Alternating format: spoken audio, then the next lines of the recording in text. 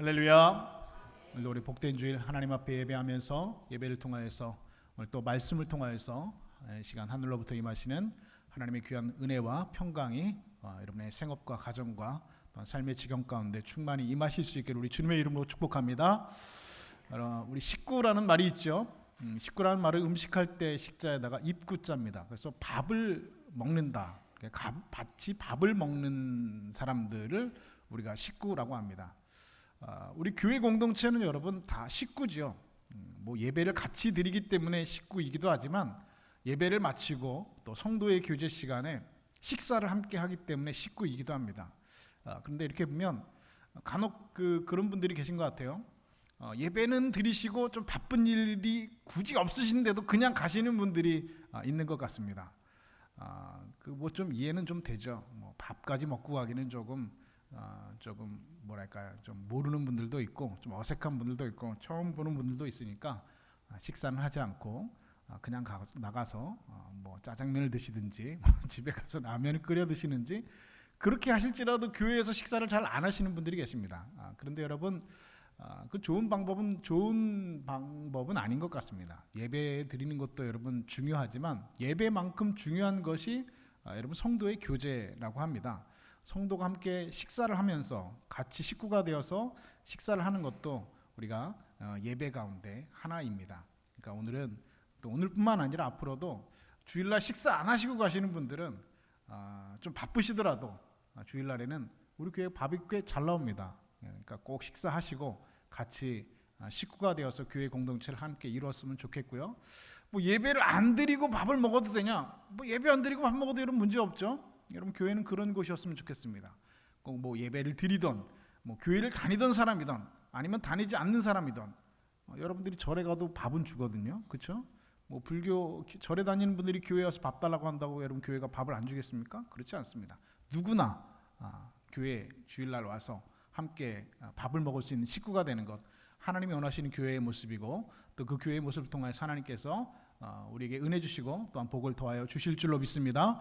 오늘도 말씀 통하여서 하나님의 음성 듣는 귀한 은혜 시간 되실 수 있기를 다시 한번 주님의 이름으로 축복합니다. 노아 홍수가 끝난 이후에 하루는 노아가 마음이 풀어졌는지 포도주를 거나하게 마시고 잠이 들게 되었습니다. 그런데 그냥 잠을 잔 게 아니라 성경에 보니까 옷을 다 벗어버리고 벌거벗고 잠을 잤다고 기록을 하고 있죠. 뭐 포도주를 먹으면 몸에 열이 오르니까 어쩌면 자연스러운 현상으로 볼 수 있지만 명백하게 노아가 벌거벗고 잠을 잔 것은 실수라고 할 수가 있습니다. 그런데 그 노아의 아들 중에 함이라고 하는 아들이 있었는데 아버지가 이렇게 포도주를 마시고 벌거벗고 잠을 자는 모습을 보고서 자기 형제들에게 그 아버지의 모습을 가르쳐 주었습니다. 그러자 셈이라는 아들과 다른 또 야벳이라는 아들은 그 아버지의 벌거벗은 모습을 보지 않고 뒷걸음질을 쳐서 옷을 벗어서 그 아버지 하체를 덮어주었다라고 성경은 기록하고 있습니다. 그리고 성경 창세기 9장 23절은 그 내용을 이렇게 기록하고 있습니다. 그들이 얼굴을 돌이키고 그들의 아버지의 하체를 보지 아니하였더라. 무슨 말씀입니까? 아버지가 벌거벗은 술에 취해서 벌거벗은 그 부끄러운 모습을 그 아들들이 보지 않고 뒷걸음질 쳐서 그 아버지 하체를 덮어주었단 말입니다. 그런데 나중에 잠에서 깬 노아는 셈과 하벳은 축복하고 자신의 하체를 보았던 함을 저주했던 기록을 성경은 기록하고 있습니다. 그 내용을 이렇게 기록하고 있죠. 가나안은 저주를 받아 그의 형제의 종들의 종이 되기를 원하노라. 가나안을 저주하고 있습니다. 근데 이 가나안이 누구냐? 가나안은 바로 함의 아들입니다. 그러니까 다시 말해서 함과 그 아들 가나안, 아버지와 아들 그 후손 대대로 종이 되라 라고 하는 저주를 말하고 있는 것입니다. 그냥 종이 아니라 종의 종이 되어라 라고 하는 엄청난 저주를 쏟아내고 있다는 것이죠. 그리고 훗날 함의 자손 가운데 아주 유명한 니므롯이라고 하는 자손이 성경에 등장을 하고 있는데 성경 창세기 10장 8절부터 10절은 그 내용을 이렇게 기록합니다. 그는 세상의 첫 용사라. 그의 나라는 시날 땅의 바벨과 에렐과 악깃과 갈레에서 시작되었으며 라고 기록하고 있습니다.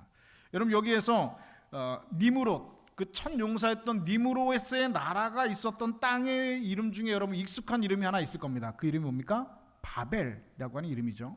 이 바벨이라고 하는 지명은 역사 속에서 바벨론이라고 해석이 되어지고 있고, 그리고 오늘 인간의 역사에는 바벨로니아라고 하는 나라에서 시작을 하고 있는 것입니다. 그래서 지금은 이 바벨로니아라고 하는 나라는 지금의 이 이라크 남부 지역에서 그 유물이 발견되어지고 있습니다. 이렇게 바벨론은 창세기부터 시작된 인류 역사상 가장 오래된 나라 중에 한 나라였습니다.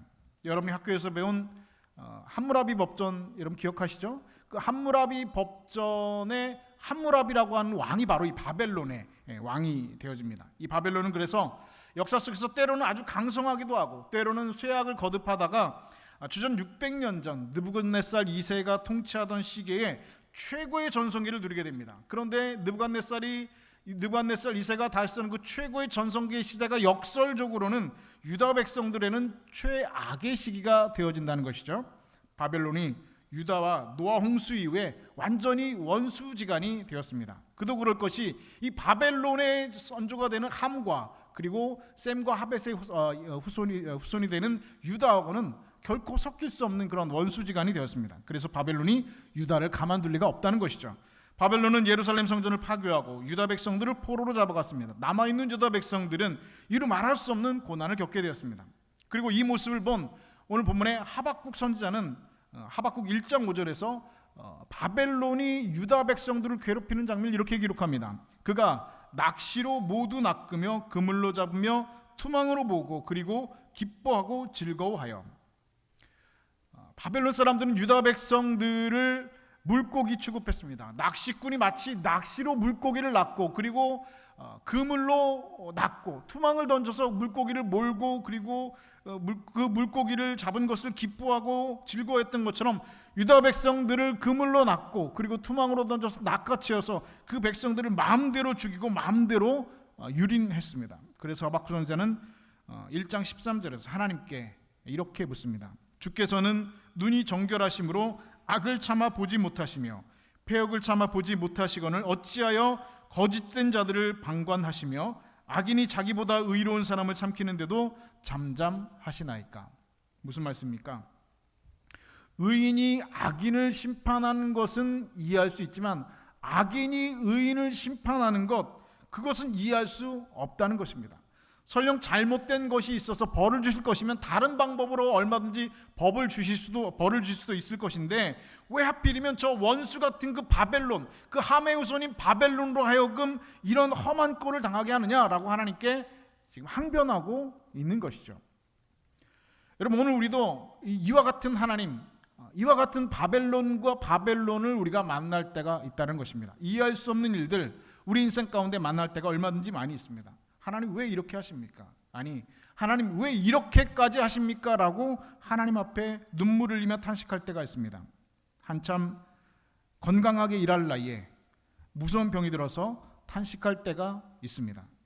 부지런히 일해서 일궈오던 사업을 하루아침에 주저앉을 때가 있습니다. 목표를 세우고 열심히 노력해왔는데 마지막 단계에서 좌절을 맛볼 때가 있습니다. 믿고 사랑하며 의지하며 살던 가족이 갑자기 하나님 곁으로 떠날 때가 있습니다. 우리 인생에 이런 일들이 얼마나 많이 있는지 모릅니다. 아니, 여러분 가운데서는 이런 일들을 아직 만나지 못한 분들도 계실지 모르겠습니다. 그런데 목사인 저는 이런 일들을 만나는 분들을 꽤 많이 보게 됩니다. 그런데 이런 일을 만난 분들을 가서 위로하고 신방을 하고 그리고 가서 하나님 말씀을 전해야 될 때는 목사로서 무슨 말씀을 전해야 될지 참으로 난감하고 힘들 때가 많이 있습니다. 예를 들어서 예전에 사역하던 교회에서 30살이 된 아주 잘생긴 아들이 너무나 힘든 일을 겪어서 스스로 자신의 목숨을 끊고 장례 소식을 교회에 전화오고 목사에게 장례 예배를 집례해달라고 하는 소식을 전해올 때가 있습니다. 여러분들이 만약 목사라면 그 장례식장에 가서 여러분 무엇이라고 설교하시겠습니까? 너무나 어린 자녀가 갑자기 하나님께서 부르심을 불러가셔서 또 그 부모 앞에서 설교를 해야 될 때가 있습니다. 목사로서 참 힘들고 마음이 어렵습니다. 뭐라고 여러분 설교해야 되겠습니까? 심지어 운영하던 사업체가 불이 나서 너무나 어려운 상황 가운데 목사님 오셔서 한번 이 불이 난 공장에서 예배를 한번 드려주십시오라고 요청을 받을 때가 있었습니다. 그런 요청 안 했으면 좋겠는데 그 불탄 공장에서 여러분이 만약 목사라고 한다면 여러분 무엇이라 여러분 설교하겠습니까? 그 죽은 자녀의 모습을 보고 울고 있는 부모에게 이런 무엇이라 설교하겠습니까?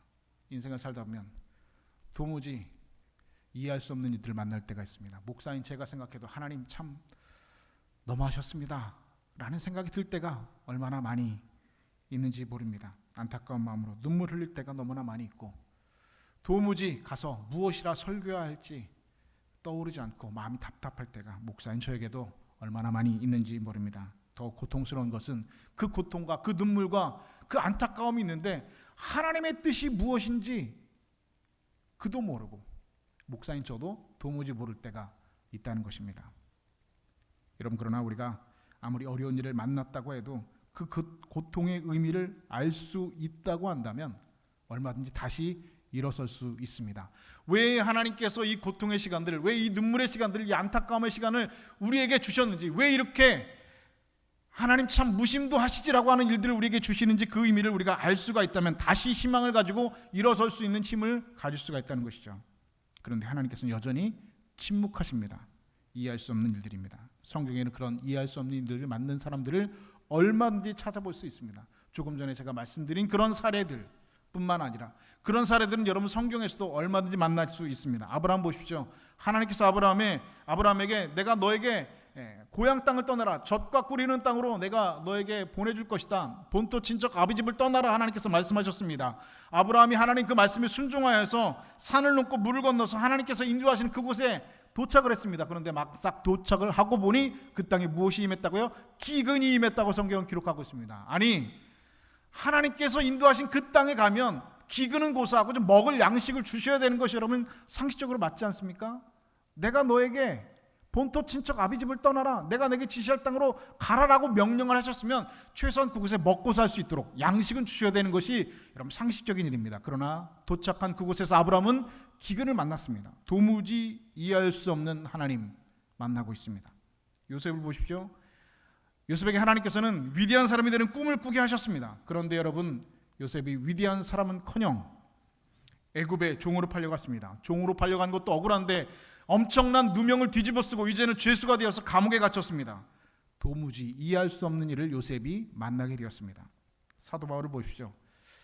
사도 바울은 원래 그의 선교 지역 가운데 에베소에 가서 선교하기를 원했습니다. 그런데 예수의 영이 성령께서 그가 에베소에 가는 길을 막으시고 마게도니아에를 와서 우리를 도우라 환상을 통해서 말씀하셨습니다. 그래서 바울은 그 성령의 음성에 순종하여서 아시아로 가기를 포기하고 에베소로 가는 그 선교 사역을 자신의 뜻을 포기하고 마게도니아, 그 유럽으로 가는 그 강을, 바다를 건너서 하나님 말씀에 순종하여 나갔습니다. 그런데 그 마게도니아의 첫 번째 성인 그 빌립보 성에서 바울이 만난 것은 무엇이었습니까? 사람들에게 무수히 매를 맞고 피투성이가 되어서 빌립보 지하 깊은 감옥에 갇히는 것이었습니다. 도무지 이해할 수 없는 일들, 여러분 아브라함도 요셉도 바울도 만났습니다. 이런 뿐만입니까? 성경을 한번 여러분 보십시오. 그렇게 이해할 수 없는 하나님을 만났던 사람들의 이야기는 성경에 너무나 가득히 기록되어져 있습니다. 오늘 우리에게도 이해할 수 없는 일들은 너무나도 많이 일어나고 있습니다. 그래서 하나님 원망합니다. 하나님, 이제는 나에게 관심도 없으시구나, 내일에는 하나님 신경도 쓰시지 않는구나 라는 생각 때문에 포기하고 돌아서고 하나님을 떠나기도 합니다. 그리고 하나님을 떠나서 영영 하나님께 돌아오지 않은 그런 탕자와 같은 영혼들이 얼마나 우리 가운데 많이 있는지 모릅니다. 그런데 오늘 그러한 일들을 오늘 하박국 선지자가 만나고 있다는 것이죠. 하박국 선지자는 1장 2절에서 이렇게 하나님 앞에 고백합니다. 여호와여, 내가 부르짖어도 주께서 듣지 아니하시니 어느 때까지리이까? 내가 강포로 말미암아 외쳐도 주께서 구원하지 아니하시나이다. 자신의 백성이 바벨론에게, 그 백성들이 물고기와 같이 끌려가고 죽임을 당하고 예루살렘 성전이 불타고 그 백성들이 악인들에게, 악인인 그 바벨론의 백성들에게, 함의 후손들에게 그와 같은 고통과 죽임을 당하는 들을 일부를 보고 하박국은 도무지 이해할 수 없는 하나님에 대해서 항변했습니다. 하나님 어느 때까지입니까? 부르짖어도 하나님 왜 대답하지 않으십니까? 왜 침묵하십니까? 어느 때까지 내가 기다려야 됩니까? 하나님 앞에 물었습니다. 그럼에도 불구하고 하박국 선지자는 하나님 앞에 끊임없이 묻는 것을 포기하지 않았습니다. 하나님 어느 때까지입니까? 내가 언제까지 기다려야 되겠습니까? 언제까지 악인들이 의인들을 심판하는 것을 보겠습니까? 언제까지 예루살렘 성전이 무너지는 것을, 언제까지 우리 백성들이 물고기와 같이 그물과 투망에 끌려가는 것을 보겠습니까? 라고 하나님 앞에 물었습니다. 그리고 오늘 하박국 선지자는 하나님 앞에 또 이렇게 고백합니다. 내가 파수하는 곳에 서며 성루에 서리라. 그가 내게 무엇이라 말씀하실는지 기다리고 바라보며 나의 질문에 대하여 어떻게 대답하실는지 보리라. 기록하고 있습니다. 오늘 여러분, 하박국 선지자가 그의 인생에 닥치는 이런 이해할 수 없는 일들을 해결하는 방법이 있었습니다. 그 방법의 첫 번째는 무엇이었습니까? 그 문제를 해결할 수 있는 첫 번째 방법은 먼저 그 문제를 하나님 앞에 맡기는 것이었습니다. 어떻게 하는 거라고요? 하나님 앞에 맡기는 거라고요. 여러분, 문제는 항상 우리의 인생 가운데 있습니다. 근데 문제는 여러분, 내가 해결하는 게 사실은 아닙니다. 그리스도인들의 문제는 여러분들이 해결하는 게 아닙니다. 우리 삶 가운데 일어나는 크고 작은 문제들은 하나님께서 우리에게 그 문제들을 주시는 명확하고 선명한 이유가 있습니다. 그 이유는 무엇입니까? 그 문제를 네가 해결하지 말고 나에게 어떻게 해라? 맡기라는 겁니다. 여러분 믿으십니까? 조그만 문제, 이 정도는 내가 해결할 수 있다. 큰 문제, 이건 내가 하나님 앞에 맡겨야겠다. 이게 아니라 크고 작은 모든 삶에 일어나는 문제들을 그냥 하나님 앞에 아뢰고 맡기라고 하나님께서 우리에게 말씀하시는 겁니다. 여러분, 하나님께서 여러분에게 삶의 문제들을 주시는 이유는 하나님께서 여러분을 기다리시는 겁니다. 기도하라는 겁니다. 나에게 돌아오라는 겁니다. 나에게 맡기라는 겁니다. 내가 해결하고 하지 말고 나에게 기도하라는 겁니다. 하박국 선지자는 하나님께서 나에게 왜 이렇게 하시는지 이해할 수 없는 문제를 안고 있었습니다. 그러나 그는 그 문제를 하나님 앞에 정말로 맡겼습니다. 내가 내 파수하는 곳에 서며 성루에 서리라. 무슨 뜻입니까? 더 이상 내가 이 문제에 매달려서 이 문제에 매몰되어서 그 문제를 고민하고 내가 근심하고 걱정하고 염려하지 않고 하나님을 바라볼 수 있는 높은 곳에, 그 성루에 올라가서 누구를 보겠다는 것입니까? 하나님을 보겠다는 것입니다. 그랬더니 하나님께서 정말로 대답해 주셨죠. 여호와께서 내게 대답하여 이르시되, 하나님께서 그에게 대답하시고 그의 삶의 문제들을 하나님께서 해결해 주셨습니다. 여러분이 지금 내 힘으로 도저히 해결할 수 없는 문제를 안고 있다면 여러분 이 시간 그 문제를 하나님 앞에 내려놓으실 수 있는 믿음의 백성들 되실 수 있기를 주님의 이름으로 축복합니다. 만약 여러분이 그 문제를 집착하고 있다면 여러분 결코 그 문제를 스스로 해결할 수 없습니다. 우선은 그 문제로부터 벗어나는 것이 중요합니다.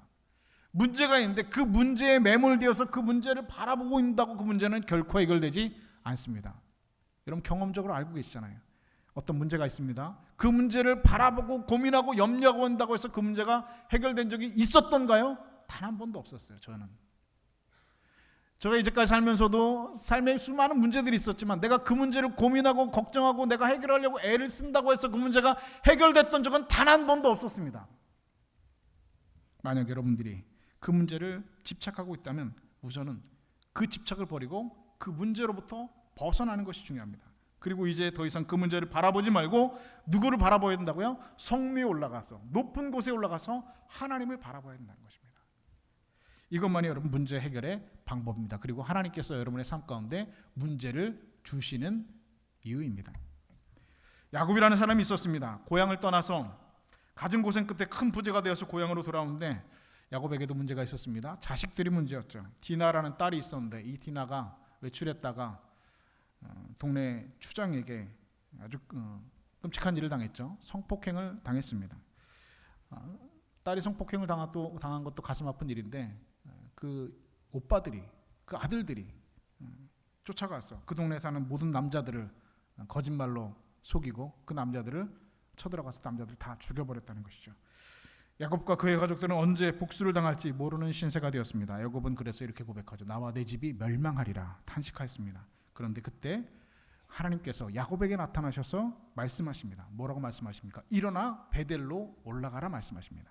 여러분 베델이 어디입니까? 베델은 여러분 처음 야곱이 하나님을 만났던 곳입니다. 고향을 떠날 때 그 넓은 광야에서 야곱 혼자 외로이 돌베개 베고서 잠을 청할 때에 하나님이 나타나셔서 그를 만나셨던 곳, 최초로 하나님께서 야곱을 만나주셔서 은혜를 베풀어 주신 곳, 하나님께서 야곱과 만나주셨던 그곳이 여러분 바로 베델입니다. 그래서 야곱에게 하나님께서 내가 이제 일어나서 베델로 올라가라고 하는 말씀, 무슨 말입니까? 내가 그 문제에 빠져있지 말고 내가 하나님 처음 만났던 그 자리로 돌아가라는 것입니다. 무슨 말씀입니까? 문제를 쳐다보지 말고 하나님을 쳐다보라는 말입니다.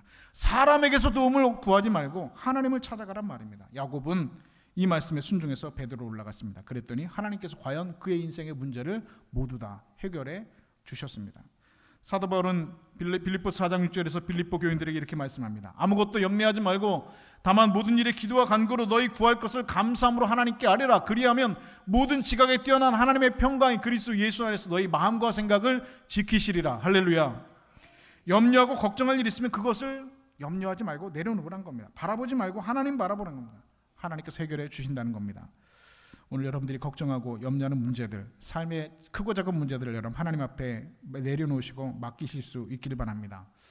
하나님, 내 능력의 한계는 여기까지입니다. 내가 이것을 해결하려고 구하지 않겠습니다. 사람 찾지 않겠습니다. 누구를 의지하지 않겠습니다. 오직 하나님만을 의지하겠습니다라고 하나님 앞에 기도하실 수 있기를 바랍니다. 여러분들은 어떠신지 모르겠습니다. 여러분들의 목사가 걱정하고 염려하고 그리고 그 문제 때문에 고통스러워하고 힘들어하는 모습을 보시는 것이 좋으십니까? 아니면 여러분들의 목사가 그 걱정과 문제를 벗어나서 그 문제를 하나님 앞에 맡기시는 모습을 여러분들이 보시길 원하십니까? 물론 후자이시겠죠. 저는 목사이지만 그리고 목사이기 때문에 여러분에게 모든 삶의 문제를 하나님 앞에 맡기십시오라고 설교하지만 제가 설교한 대로 살지 못할 때가 많이 있겠지요. 염려를 맡기십시오. 문제를 하나님 앞에 맡기시고 기도하십시오라고 설교는 하지만 정작 제 삶에 일어나는 문제들에 대해서는 그것 때문에 고민하고 힘들어하고 걱정하고 염려할 때가 여러분 얼마든지 있었습니다. 그러나 여러분 최근에 아니죠. 얼마 전부터 저는 정말로 이 문제에 대해서 자유로워졌습니다.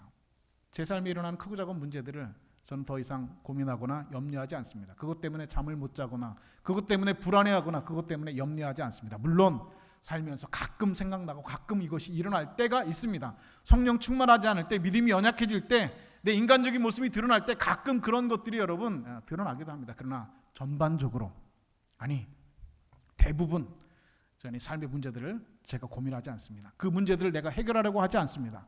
그 문제들을 해결하기 위해서 사람을 의지하지도 않고 누군가에게 그것을 상의하지도 않습니다. 그냥 하나님 앞에 기도하고 맡깁니다. 저는 그래서 자신 있게 누구보다도 여러분에게 선포하고 설교할 수 있습니다. 여러분의 삶의 문제들을 하나님 앞에 맡기시고 내려놓고 오히려 기도하실 수 있는 여러분 되실 수 있기를 주님의 이름으로 축복합니다. 하나님께서 여러분의 기도의 입술을 여는 그 순간이 여러분이 가지고 있는 그 삶의 문제의 실마리가 풀려가기 시작하는 그 시간임을 믿으시는 여러분 되실 수 있기를 주님의 이름으로 축복합니다. 두 번째로 하박국의 문제 해결 방법은 하나님께 맡겼으면 이제는 그분의 응답을 기다리는 것입니다. 여러분 성례에 서 있겠다는 것은 여러분 무슨 말씀입니까? 그가 성례에 서 있겠다는 것은 이 시간부터 내가 할 수 있는 일이 없다는 겁니다. 그냥 조용히 성례에 올라가서 기다리겠다는 겁니다. 하나님께서 어떤 반응을 보여주시는지를 내가 그 성례에서 기다리겠다라고 하는 것입니다. 여러분 성례라는 것은 여러분 어떤 것입니까? 성례는 적군이 오는지 안 오는지 살피는 그 성의 가장 높은 곳이 바로 성례입니다. 군대를 다녀오신 분들은 아시겠지만 여러분 성노에 그 근무 서는 곳에 여러분 가서 있으면 얼마나 외로운지 모릅니다. 저도 군에 있을 때 그래서 그곳에서 얼마나 많이 기도를 했는지 모릅니다. 하나님과의 그런 교제 시간들을 많이 가졌습니다. 그곳에서 얼마나 고독하고 외로운 시간들 그리고 힘든 시간들을 보낸지 모르겠습니다. 그러나 오히려 그 시간들이 하나님 앞과 1대1로 만나는 기도의 시간으로 얼마나 유익한 시간을 보낸지 모릅니다.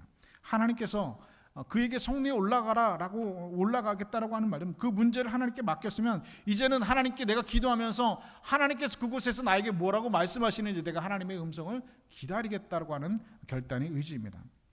많은 분들이 열심히 하나님 앞에 기도는 하시는데 할 말 다 하고 하나님 앞에 기도하고 다 하고 나서 아멘 기도 끝 하고 일어서서 나가시는 경우가 있습니다. 하지만 여러분, 기도는 무엇입니까? 기도는 일방적인 것이 아니라 기도는 쌍방적인 것입니다. 내가 하나님 앞에 내 간구하고 하나님 앞에 아랬다고 한다면, 그리고 그 다음 시간은 하나님께서 나에게 무엇라고 말씀하시는 건지 듣는 시간도 굉장히 중요합니다.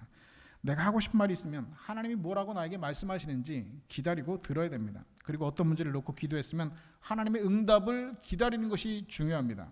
그래서 하박국 선지자는 그가 내게 무엇이라 말씀하실는지 기다리리라 오늘 말씀하고 있습니다. 그럼 하나님께서 어떤 방법으로 이게 기도에 응답해 주시는가? 본문에서는 그가 내게 무엇이라 말씀하시는지 기다리라 라고 있는데, 이 말씀을 원문, 그 히브리어로 원문의 말씀을 살피면 그가 내 마음 안에 말씀하실 것을 기다리라 라고 하는 뜻을 가지고 있습니다. 다시 말해서 하나님께서 우리에게 응답을 주시는 방법 중에 하나는 우리의 마음 속에, 내 마음 안에 하나님께서 말씀하신다는 겁니다.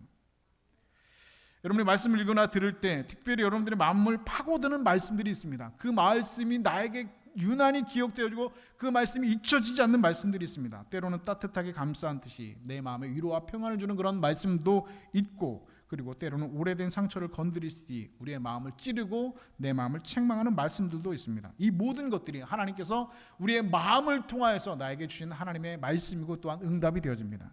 뿐만 아니라 하나님께서 우리의 생활 속에서 우리에게 하나님의 뜻을 보여주실 때도 얼마든지 있습니다. 내가 어떤 길을 가기를 원하는데 만약 순종하지 않는다면 내가 가려고 하는 길을 하나님께서 닫으신다고 하는 것입니다.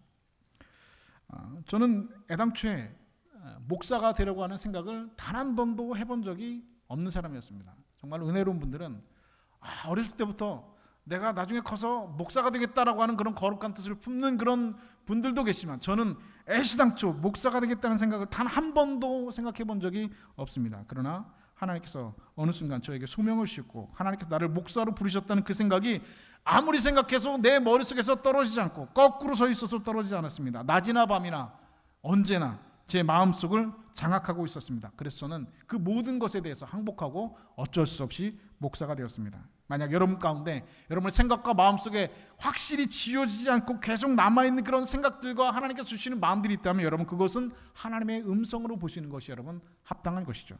하나님께서는 우리의 마음속에 그와 같이 하나님의 마음을 담아주십니다. 기도할 때 담아주시고 우리가 성령에 올라가서 하나님의 뜻을 기다릴 때 하나님께서 우리의 마음 가운데 하나님의 뜻을 담아주신 것입니다. 그래서 여러분들이 하나님의 뜻이 무엇인가를 긴장감을 가지고 살펴보아야 합니다. 성루에 서 있는 파수꾼들이 앞에서 무슨 일이 일어났는지 잘 살펴보는 것처럼 하나님께서 오늘 나에게 무엇이라고 말씀하시고 응답하시는지 기다리고, 그리고 하나님의 뜻을 기다리는 것이 매우 중요한 것이죠. 마지막 세 번째로 하나님의 응답을 기다리되 중간에 포기하지 말고 끝까지 기다리는 것이 중요합니다. 때로 우리는 하나님께서 아무 말씀도 하지 않는 것 같고 답답함을 느낄 때가 있습니다. 그러나 하나님은 여전히 우리의 기도를 듣고 계셨습니다. 시편 13편은 다윗의 기도입니다. 그리고 다윗은 그의 기도에서 이렇게 시작합니까?